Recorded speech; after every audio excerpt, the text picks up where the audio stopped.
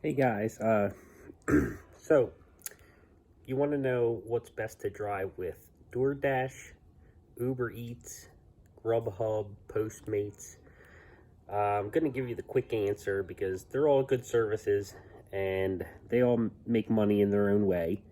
But the best thing to do is look as if you're going to order food and see which app has the best or the most restaurants around your area.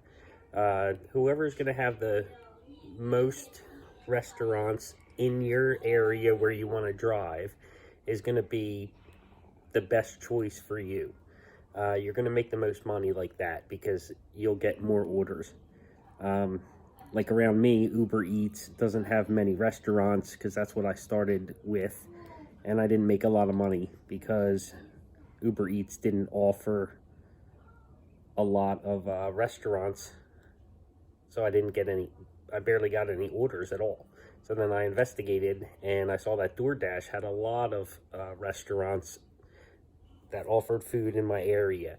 So I chose to do that, and I make anywhere between $500 to $900 a week on DoorDash. And that's not even driving that many hours. So if you're interested in joining up with DoorDash, I have my link in the bottom that'll take you to applying for it so you can start being a driver and deliver food with DoorDash. The link in the description will give me a little referral bonus, but it'll also get you started. So just being honest there.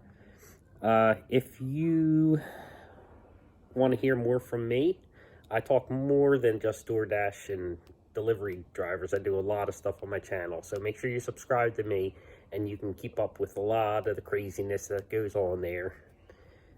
If you take a look at my channel, you'll see for yourself. Okay? Expect the unexpected. All right, bye guys.